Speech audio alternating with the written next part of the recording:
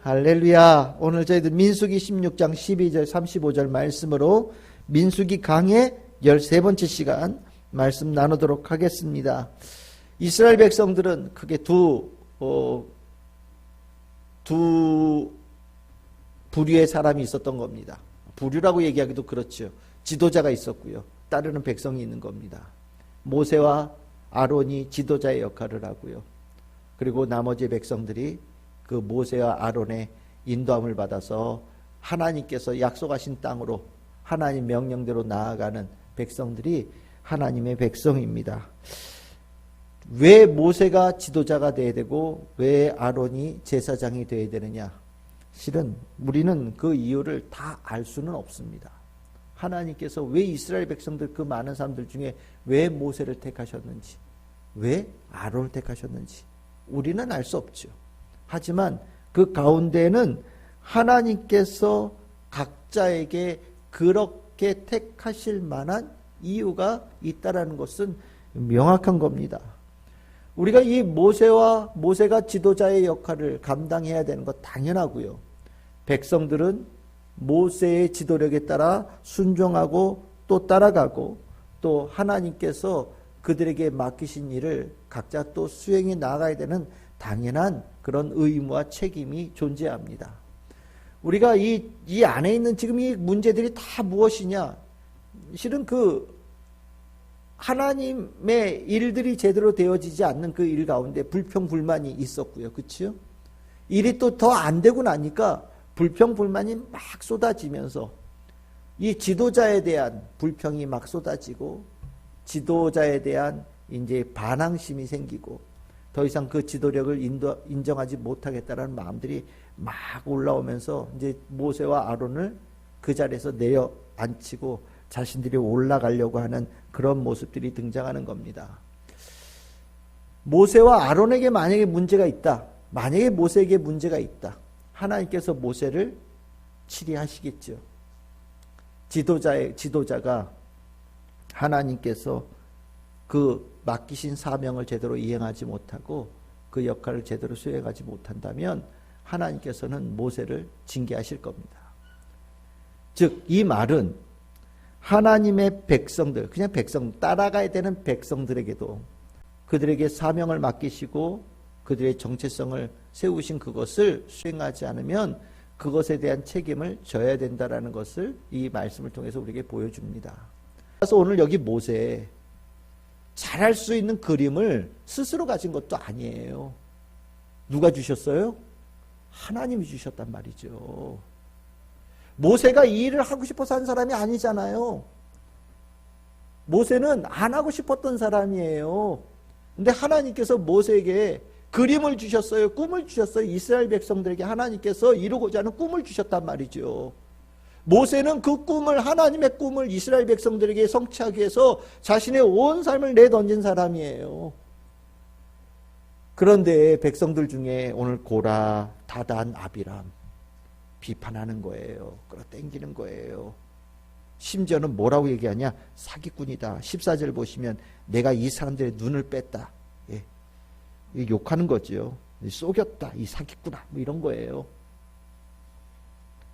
실은 모세가 일을 할 수 있도록 하나님께서 그에게 주신 꿈을 성취할 수 있도록 백성들이 같이 그 마음을 합했으면 지금 가나안 땅 못 들어갔어도 다시 한 바퀴 돌아서 또 들어갈 수 있었을 거예요. 그런데 내려오는 그 길에 응축되어져 있던 모든 불만들 속에 있던 것들이 막 더 쏟아져 나오기 시작한 거예요. 가기 전에도 문제가 있었는데 뒤돌아가 그다음부터는 더 세게 나오면서 모세에 대해서 비난하면서 욕하고 사기꾼 도둑놈 욕을 갖다가 여긴 성경이니까 순화시켜서 표현했는데 아주 욕의 욕을 한 거죠. 모세가 완전히 열받았죠. 오늘 성경에 보시면 15절에 보면 모세가 심히 노하였다. 얼마나 속상했을까요? 그렇죠?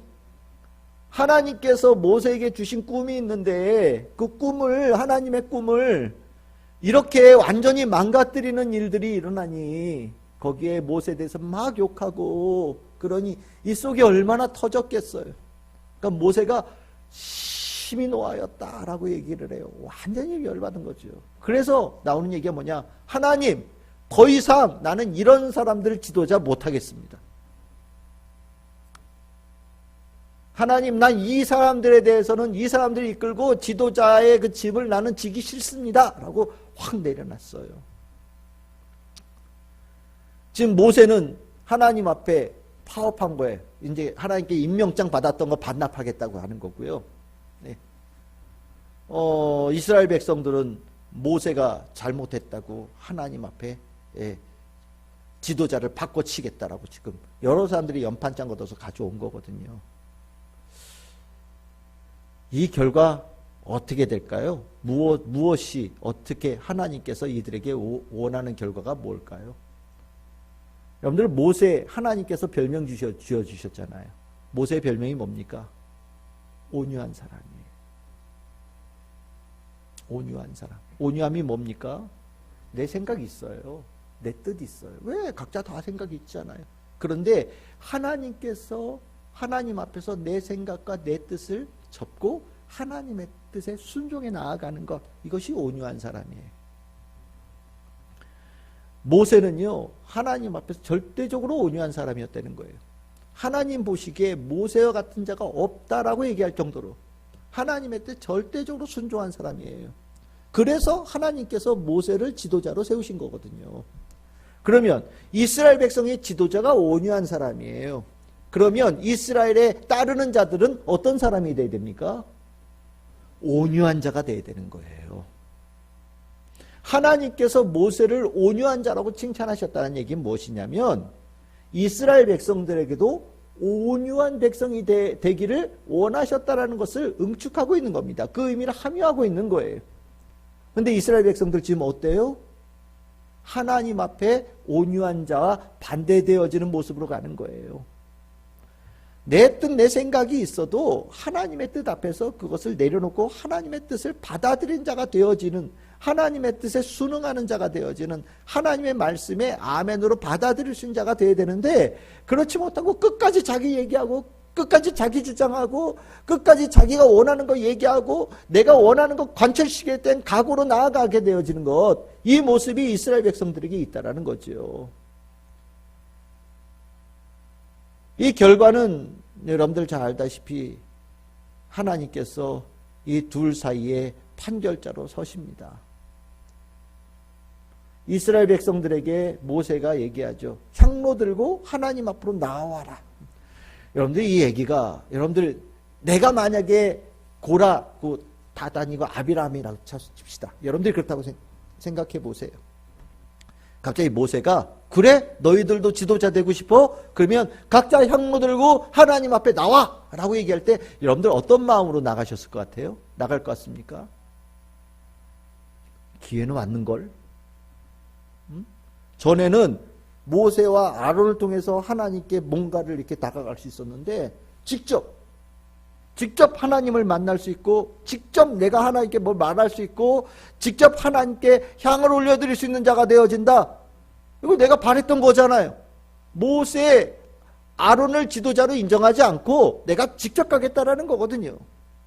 아마 그 얘기를 했을 때 이 반역의 마음을 가졌던 이 지도자들과 250명의 이 지도자들은 기쁜 마음으로 그 자리에 나갔을 거예요. 그런데 하나님께서 직접 그들이 나가서 하나님을 만났더니 하나님이 어떤 분이셔요? 어마어마하게 무서운 분이죠. 예? 내가 가서 무슨 내가 뭘 얘기할 수 있는 게 있고 내 뜻이 이렇고 우리가 좋아하는 게 이거고요. 하나님 이건 옳고 이건 틀리고 뭐가 따지고 이럴 수 있는 분이 아니에요. 멀리서 볼 때는 하나님에 대해서 아유 하나님 이 길은 좀 힘들어요. 중간에 이 길로 가시죠. 저 길로 가시죠. 얘기할 수 있는 그런 분이라고 생각을 했는데 막상 하나님 앞에 딱 서는 순간 이 반역자들 입도 뻥끗 했습니까? 입도 뻥끗 못하죠. 하나님 원래 그렇게 두려운 분이에요.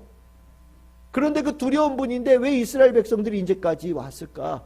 모세와 아론이 중간에서 중보자의 역할을 한 거예요. 중재자 역할을 한 거예요. 그 무서운 하나님 앞에 이들이 엎드려서 하나님의 말씀을 그대로 받아들이고 그 말씀에 대해서 정말 목숨 걸고 하나님, 그래도 하나님이 이번 경우에는 이렇게 좀 해주시면 안 되실까요? 라고 부탁하는 일들이 있어서 이스라엘 백성들이 이제까지 여기까지 온 거거든요. 그런데 모세와 모세의 중재자의 역할이 싹 빠지고 직접 하나님 앞에 딱 서니 이스라엘 백성들이 두렵고 무서운 하나님을 정면으로 맞닥뜨리게 되어지고, 하나님께서는 이들의 이 모습을 온유한, 하나님께서 원하시는 온유한 백성이 아니라는 것을 주님께서 평가하시면서 이들이 처할 때 평가가 뭡니까? 땅이 갈라져서 스올에 확 들어갔다. 스올은 죽은 자들이 들어가는 곳인데 아무 말 못하는 곳이에요. 갇혀있는 곳이 아무 소리도 나오지 않는 곳이에요. 근데 그 들어간 곳에 이 사람들만 들어가느냐? 그렇지 않지요. 그들이 모든 재산이 함께 다 매몰됐다고 얘기를 합니다. 무슨 소리입니까? 이들이 살았던 모든 삶의 흔적이 완전히 사라지는 거예요. 그들과 그들 주변에 있는 사람들, 그리고 그들이 살았던 삶의 모든 흔적들이 이 지구상에서 완전히 땅에서 싹 사라져서 없어져 버리는 거예요. 이들은요, 자신들이 하나님 앞에 나아가면은 훨씬 더 이름도 높아지고 뛰어난 사람처럼 살 수 있을 거라 생각을 했어요. 근데 하나님께서 이들의 징계를 내리셨는데 그 징계의 내용이 뭐냐? 예상보다 너무 빠르게 일찍 죽임을 당하는 거예요. 때 이른 죽음이죠. 죽을 줄 알았으면 하나님 앞에 갔겠어요? 안 갔겠죠. 이런 상황은 생각도 안 한 거예요. 자신들이 이제 모세처럼 지도력을 가진 사람이 될 거라는 기대감을 가지고 하나님 앞에 나아갔는데, 하나님께서 오히려 그게 뭐예요? 이들의 삶을 그 즉시 중단시켜서 원래 계획했던 삶의 수명을 다 살지 못하고 순식간에 그 삶이 중단되어지고 완전히 망해버린 자가 되어지게끔 만드셨다라는 거예요. 왜요? 온유한 백성이 아니니까요. 온유한 백성의 가치를 모르니까요. 결국 이 사건은요, 모세와 백성들 사이에 차이가 명확하게 드러나는 거예요. 그게 뭐냐? 모세는 온유한 하나님의 사람이에요. 반면에 이스라엘 백성들은 온유함과는 가장 거리가 먼 백성들이죠. 하나님 앞에서 모세는 지도자로서 온유한 자의 사명을 잘 수행했던 사람이에요. 근데 이스라엘 백성들은 온유한 백성으로서 해야 될 모든 사명을 수행하는 데 실패한 사람들인 거가 되는 거죠. 결국 그래서 하나님께서 판결을 하실 때 온유한 자 모세는 살리시고 온유하지 못한 자 이 반역자들을 죽이셨다. 이 얘기가 나오는 거거든요. 이제 이 세대들이 이게 다 죽은 거냐? 그렇지 않다고 얘기를 합니다. 첫 세대들이 죽어가는 거예요. 첫 세대들의 문제가 나타나는 거예요. 하나님 보시기에 온유함에 실패한 백성이기에 첫 세대들이 죽어가는 이야기가 이 이야기 통해 나오는 거거든요. 온유하다라는 거 굉장히 중요한 거예요. 우리가 생각하는 것보다 온유하다라고 하는 것은 훨씬 더 중요한 가치를 가지고 있어요. 똑똑한 거, 능력 있는 거 그렇게 많이 중요하지 않아요. 훨씬 더 중요한 것은 온유한 자가 되어지는 것이 기본적으로 우리 성도들에게, 우리에게 있어야 되는 거예요. 그건 목회자도 매한가지고요. 성도도 다 똑같은 거예요. 온유하지 않으면 하나님의 약속되어진 땅에 들어가지 못합니다. 온유하지 못하면 언제 그 삶에 문제가 있고 하나님의 징계가 임하여서 중단되어지는 삶이 될지 몰라요. 우리는 제가 늘 얘기해요. 능력 있는 삶에 대한 강조를 하지만 실은 능력이 중요한 게 아니라 온유함이 중요한 거예요. 우리는 그거 있으면 돼요. 결국 이 첫 세대는 온유하지 못하고 순종하지 못한 백성이 돼서 소멸되어지고, 이 사건들을 교훈 삼아서 두 번째 세대들은 온유한 백성이 되어져 하나님의 말씀에 순종하겠다고 결단하는 백성들이 되어져 가죠. 이 차이가 첫 세대와 두 번째 세대의 극명한 차이가 되어지는 겁니다. 우리가 이 온유함에 대한 중요함을 심령에 꼭 새겨야 됩니다. 우리가 이 살면서 세상의 수많은 이 일들, 뭐 특별히 이렇게 우리의 삶에 영향을 줄 것 같은 이런 선거들, 정치에 관한 것들, 물질에 관한 것들이 굉장히 많은 우리들의 삶을 감싸고 있거든요. 이 가운데서도 하나님의 말씀에 온유한 자가 되어지는 것에 대한 초점이 분명히 딱 박혀 있어야 되는 거예요. 세상이 크게 떠들수록 그 소리보다 더 크게 예수님 말씀, 하나님의 말씀이 내 심령을 채워가는 과정들을 꼭 가져가야 되는 겁니다. 우리가 세상의 스피커 소리가 하나님의 말씀보다 더 커지게 될 때가 있어요. 그러면 이상한 짓 하는 거예요. 이상한 짓 하는 거예요. 세상의 권력과 하나님의 말씀을 믹스시켜요. 이상한 짓 하는 거예요. 이걸 결합시켜 놓으니까 아주 희한한 괴물이 나오는 거죠. 하나님 말씀하고 세상의 권력을 이렇게 연결시키면 뭐가 나올 것 같습니까?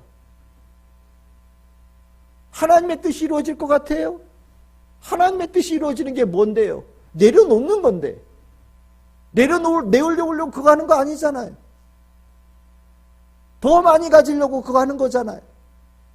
더 위에 올라서려고 하는 거잖아요. 안 되는 거예요. 그러면 안 되는 거예요.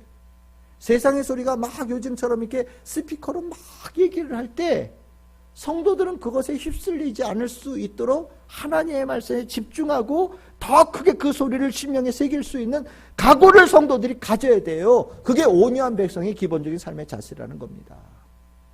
아마 이제 한 적어도 1, 2주 동안은 시끄럽겠죠, 그렇죠? 누군 됐느니 누군 떨어니 뭐 어떤 일이 있느니 막 얘기가 나올 거예요. 물론 그 사람들에게 우리가 약간의 기대감을 가질 수도 있을지 몰라요. 아, 저 사람이 우리 지역에 국회의원이 됐으니 일이 잘 될 것 같은데, 이런 마음들. 아우, 저런 사람이 국회의원 됐으니 이 지역의 현안들을 잘 해결해 줄 수 있을 것 같은데, 이런 기대감들을 가질 수 있을지 몰라요. 하지만 그럼에도 불구하고 그것보다 더 크게 하나님에 대한 기대감, 하나님에 대한 마음을 더 깊이 가져야 되는 것을 절대 잊어버리면 안 된다. 이것이 오늘 2024년 4월 10일을 사는 우리 참 즐거운 교회 성도들에게 필요한 것이다 라는 생각을 갖습니다. 오늘 이 민수기 16장 12절 35절의 말씀에 참 아픈 이야기에 누군가 죽었다, 누가 망했다라는 얘기가 설교하기가 참 쉽지 않아요. 여러분들이 무서워하는 것만큼 저도 이 얘기는 무서운 얘기예요. 다만 우리가 이 말씀을 통해서 하나님께서 뭘 원하셨는지, 누구의 손을 왜 들어주셨는지를 알고 나면 아, 내가 오늘 어떻게 살아야 되겠다라는 각오를 다시 다질 수 있겠지요. 오늘 말씀은 온유한 백성이 되기를 원하시는 하나님 꼭 기억하시고 주의 말씀에 더 깊이 잠기는 우리 성도들 다 되시기를 주님의 이름으로 축복합니다.